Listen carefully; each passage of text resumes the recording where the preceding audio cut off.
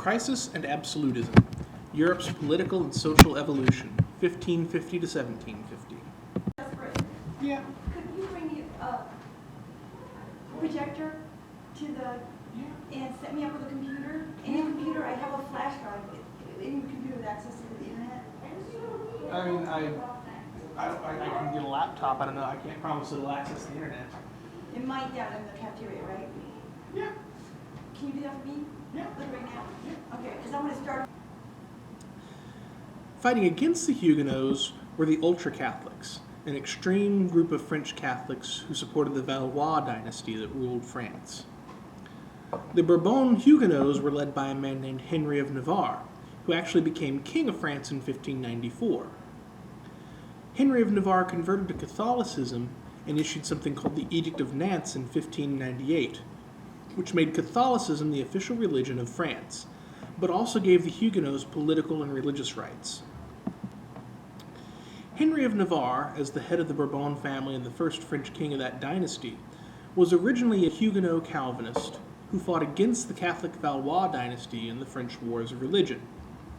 His conversion to Catholicism and ascendancy to the throne of France in 1594 helped end the wars, and the Edict of Nantes helped secure the political and religious rights of the Huguenots, even as it reaffirmed the primacy of the Roman Catholic Church in France. Philip II was a king of Spain from 1556 until 1598. He was the son of Holy Roman Emperor Charles V and led the Holy League against the Muslim Turks in 1571.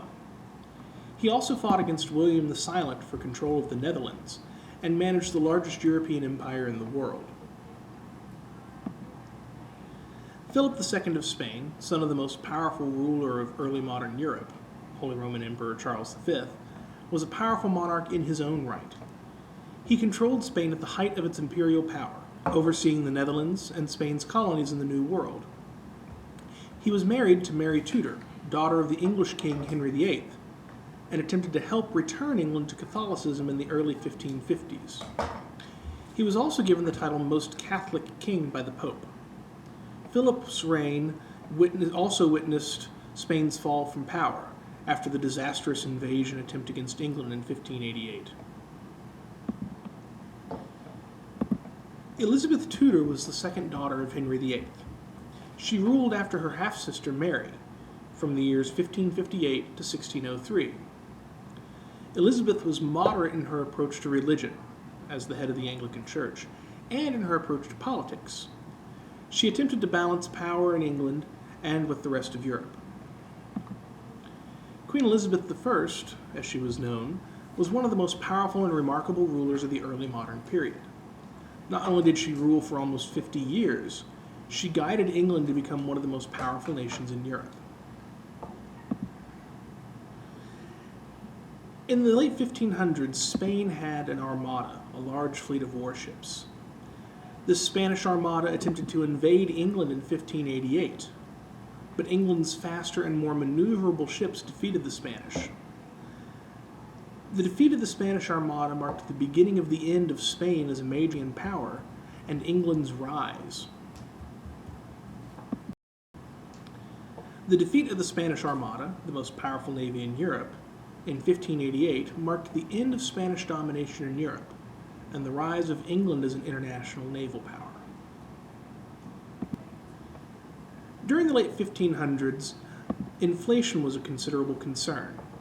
Inflation is when prices of goods rise faster than wages. In the mid-hundreds, inflation was caused by an influx of gold and silver from the Americas and an economic slowdown in Spain that began in 1600. European populations also grew during this time, straining food and land supplies in many countries. There were social crises in Europe as well. One dealt with witchcraft, the practice of magic. Catholics and Protestants began sending people to trial for witchcraft in the mid-1500s and early 1600s. Most of the people accused of witchcraft were older women. The hysteria died down by about 1650, as governments became more stable and people's attitudes about the world around them began to change. Accusations of witchcraft almost always targeted older, single women who were poor. The hysteria over witchcraft died down as the hundreds progressed, and science and modern medicine began to develop. As people gained a better understanding of the world around them, they were less inclined to accuse someone of witchcraft. The Peace of Augsburg, signed in 1555, had recognized Lutheranism as a legal religion in the Holy Roman Empire, but it had not recognized Calvinism. War broke out in the Holy Roman Empire again in 1618 between the Calvinists in Bavaria and the Habsburg family, who happened to rule the empire. This war soon spread to France, Spain, Sweden, and Denmark, and is called the 30 Years' War. I was doing so well. I was on a roll. Got through 14 slides. Westphalia. Yeah. That's the Peace of Westphalia. The Peace of Westphalia.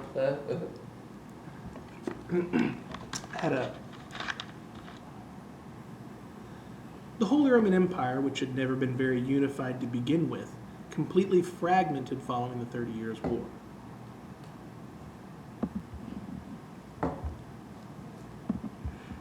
Many kings in the 15 and 1600s believed in a concept called divine right of kings, the idea that a king receives his power from God and was responsible only to God for how he used that power. One such king was James, known as James I in England.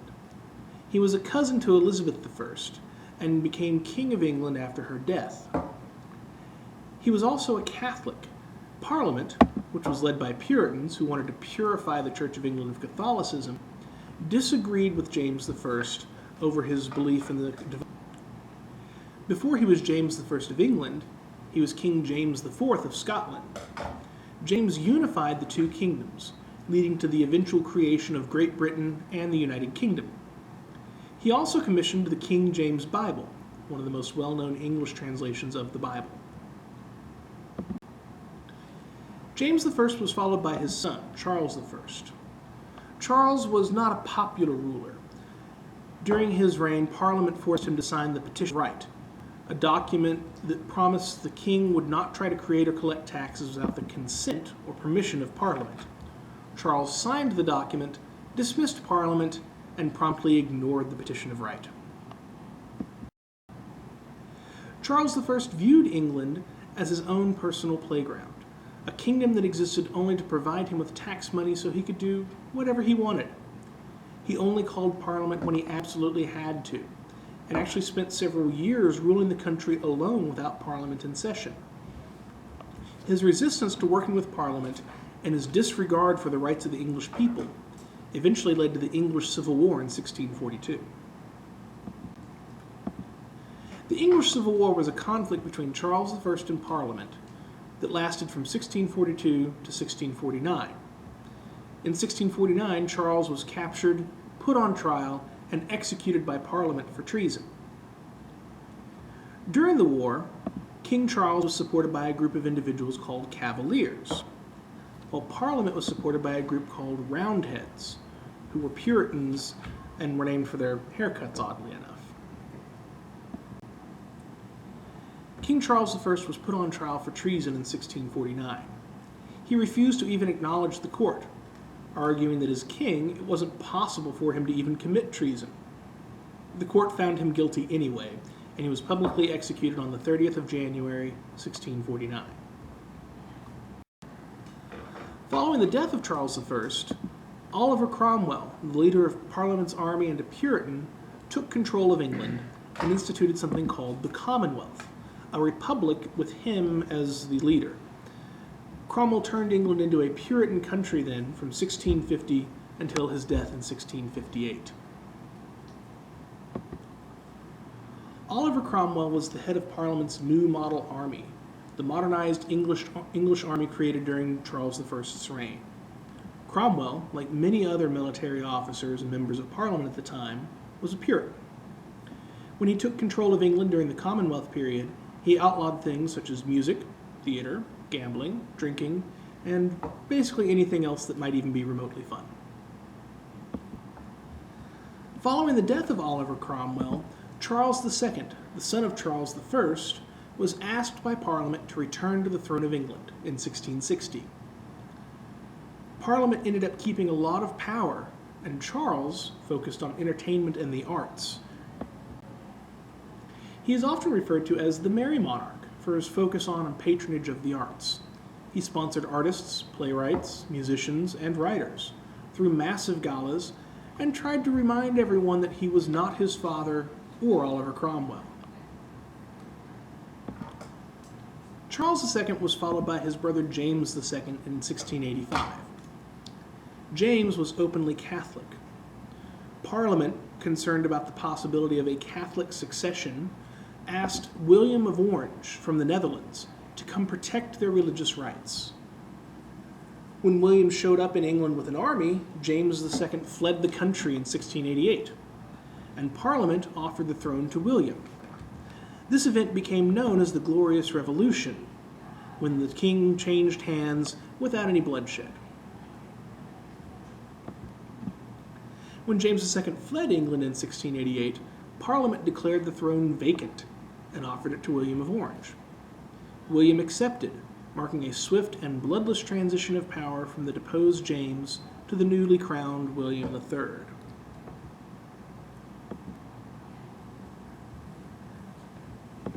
The English Bill of Rights was a document created by Parliament and signed by William III and his wife Mary in 1688 that guaranteed basic rights to the people and limited the power of the king.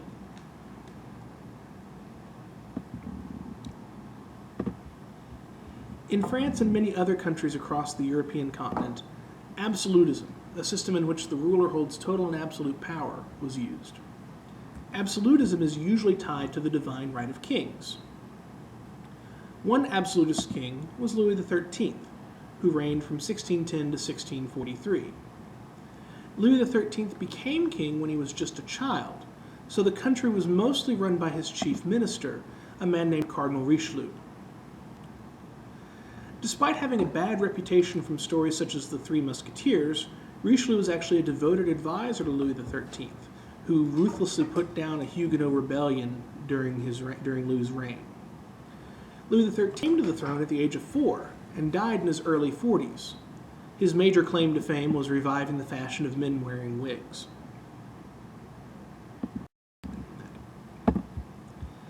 Louis XIII was followed by Louis XIV, who was king from 1643 to 1715.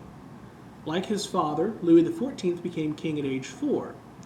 Also like his father, the country was run by a chief minister during his childhood, in this case a man named Cardinal Mazarin.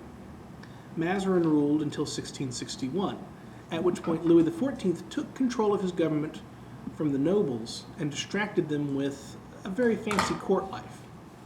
He also sent his own officials out across France to run the bureaucracy in place of local officials. Much like his father, Louis XIV came to the throne at a young age. However, Louis XIV eventually took control of the government and became one of the most powerful rulers in French history. Louis XIV was often referred to as the Sun King because life in France seemed to revolve around him. He ended up building a new palace called Versailles just outside the city of Paris. In Prussia, Frederick William, the Great Elector, built a large, efficient standing army, creating a bureaucratic organization to raise taxes to maintain the army and govern the state more efficiently.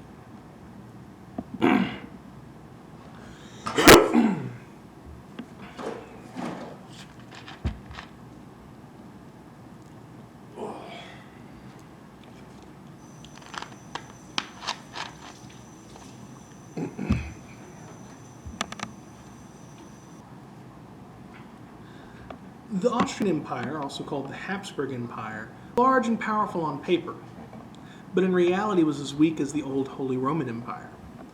Though the territory under the Habsburgs was vast, their control of it was shaky at best. In Russia, the word Tsar, which is Russian for Caesar, is the name of the ruler of Russia. The first Russian Tsar was a man named Ivan IV, also known as Ivan the Terrible. He ruled from 1574 to 1584. During that time, he defeated the powerful Russian nobles, known as boyars.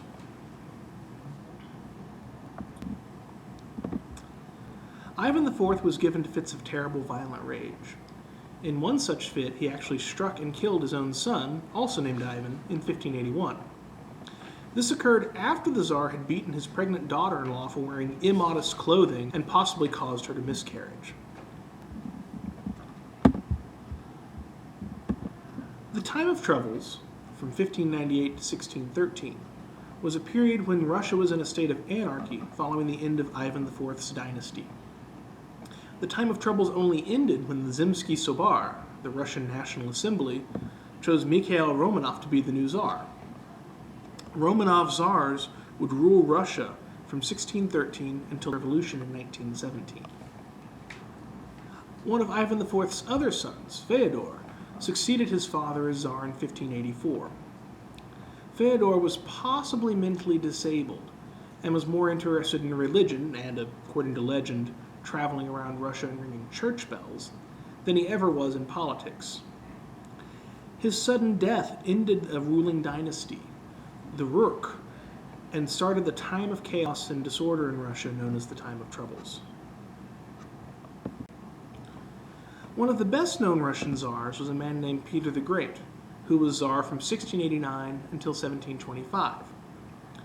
Peter was an absolutist monarch who modernized Russia to make it more like Western Europe. For instance, he hired Western military officers to run his army, adopted Western dress and customs, and gave women in Russia more freedom. He also built a new capital city called St. Petersburg on the Baltic Sea in 1703. As a young man, Peter had toured the continent of Europe and discovered that the West was far beyond Russia in terms of technology, science, and culture. He returned to Russia determined to drag it into the modern age. According to legend, one of the ways he did this was by forcibly cutting off the beards of Russian nobles, as no one on the continent was wearing massive beards in the 1600s. The nobles were less than thrilled, and the legend goes that he actually had to sit on one nobleman's chest while shaving off his beard. Culture in the 1500s and 1600s continued to evolve across Europe. Mannerism, an art style that emerged in the 1520s and 1530s in Italy, was a response to the Renaissance. It was caused in part by the Reformation's focus on Christian values. It featured exaggerated emotion and distorted figures. The most famous Mannerist painter was El Greco, or the Greek. The opening of the fifth seal, painted between 1608 and 1614, was a prime example of the Mannerist style. Exaggerated figurework that emphasized emotion over perfect human form, and sharp contrast between light and dark were the hallmarks of El Greco's style and the Mannerist movement. Mannerism was itself replaced by the Baroque movement, an art movement from Italy in the late 1500s that merged Renaissance and Mannerist styles. Baroque art was very dramatic and ornate, with lots of color contrast and exaggerated emotion. As a movement, Baroque encompassed a variety of visual arts, including architecture, but it also included music, theater, and writing. Literature also developed and evolved during this time. William Shakespeare, an English poet and playwright during the Elizabethan era, created widely popular comedies, tragedies, and historical plays. Shakespeare wrote dozens of plays and hundreds of sonnets, or 14-line love poems, during his lifetime. He was also responsible for creating many English words still used today, such as bedroom and bathroom. In Spain, the Spanish playwright Lope de Vega wrote more than 1,500 plays during his lifetime, of which only about 500 still remain. He was very open about writing plays that would please the audience and make him lots of money. Another Spanish author was a man named Miguel de Cervantes, who wrote a novel called Don Quixote. Don Quixote is the story of an aging, almost senile knight who goes out on one last adventure. At one point, he mistakes a windmill for a giant and attempts to joust with it, leading to the phrase tilting at windmills, or attacking an enemy who is not really there. Political thought evolved during this time as well. An English philosopher named Thomas Hobbes published a book called Leviathan in 1651. Hobbes believed that order and stability were most important and best maintained by an absolute monarch. He also helped develop the concept of the social contract, where the people obey the government in exchange for protection. Hobbes wrote Leviathan during the chaos of the English Civil War, a time when order and stability were greatly desired. He described life outside of a civil society as nasty, brutish, and short. Another English philosopher, named John Locke, published 2 treatises of government in 1690. Locke argued that the government had a responsibility under the social contract to preserve the people's natural rights, the rights with which they were born, such as life, liberty, and property. John Locke's concept of the social contract, with the role of the government in protecting people's rights, and the right of the people to overthrow the government if it did not protect the people, heavily influenced the men who would go on to start the American Revolution.